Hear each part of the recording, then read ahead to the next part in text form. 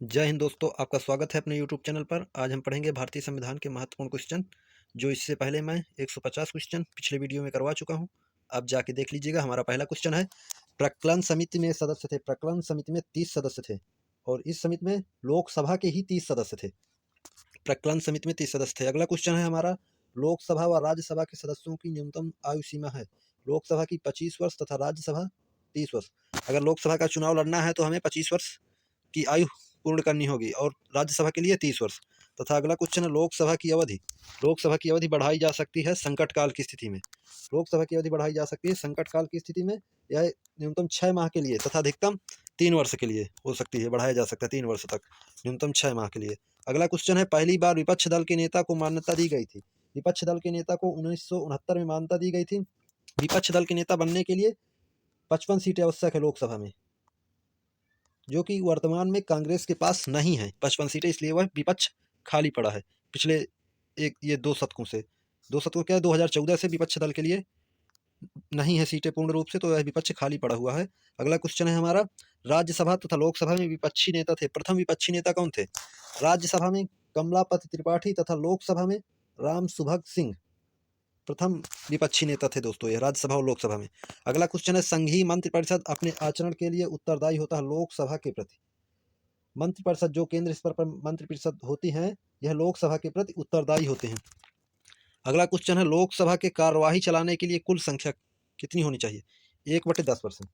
अगर लोकसभा को चलाने के लिए, उसकी कार्यवाही चलाने के लिए 1/10 सांसद उपस्थित नहीं होते हैं तो वह नहीं चलेगी, उसकी कोई कार्यवाही नहीं होगी लोकसभा की बैठक की। अगला क्वेश्चन है, राज्यसभा के सदस्यों का चुनाव होता है एकल संक्रमणी पद्धति द्वारा।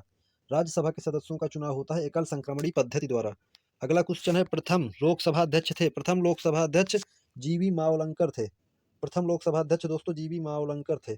अगला क्वेश्चन है, राज्यसभा के कितने सदस्य प्रति 2 वर्ष पश्चात सेवानिवृत्त होते हैं? 1/3 सदस्य। राज्यसभा को स्थायी सदन इसीलिए कहा जाता है कि इसके सदस्य 1/3 सदस्य प्रति 2 वर्ष में निवृत्त होते हैं, सेवानिवृत्त, और इसी 1/3 सदस्य चुने भी जाते हैं। जो अपना पद छोड़ेंगे तो उनकी सीटें खाली होंगी, तो उनके सदस्य चुने भी तो जाएंगे, सीट भरी तो जाएगी। इसीलिए इसे स्थायी सदन भी कहा जाता है। ये कभी नहीं भंग होने वाला सदन है। अगला क्वेश्चन है, राज्यसभा की पहली महिला महासचिव थी। राज्यसभा की पहली महिला महासचिव बी.एस. रामा देवी थी। बी.एस. रामा देवी थी। राज्यसभा की पहली महिला महासचिव बी.एस. रामा देवी थी। अगला क्वेश्चन है, लोकसभा और राज्यसभा में सर्वाधिक प्रतिनिधि किस राज्य से आते हैं? लोकसभा और राज्यसभा में सर्वाधिक प्रतिनिधि उत्तर प्रदेश से दोस्तों आते हैं। मैं बता दूं आपको, 31 राज्यसभा में तथा लोकसभा में 80 सीटें हैं उत्तर प्रदेश में।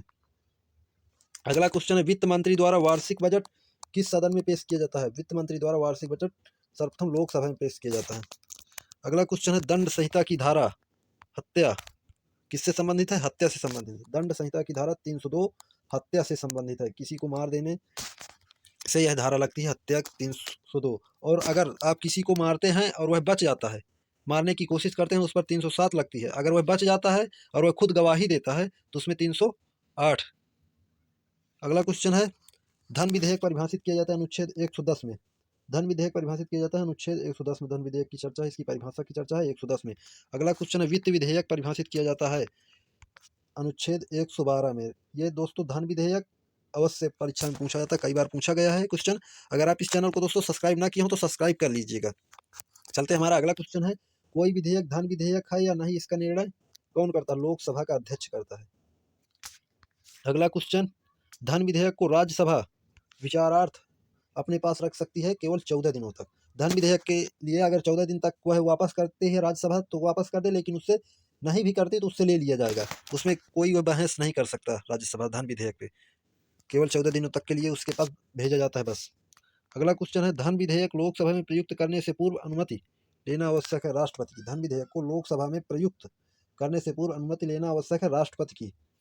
अगला क्वेश्चन है, अनुच्छेद 360 के तहत तब वित्तीय आपातकाल की घोषणा की जाती है राष्ट्रपति द्वारा। अनुच्छेद 360 के तहत वित्तीय आपातकाल की घोषणा राष्ट्रपति द्वारा की जाती है। अनुच्छेद 300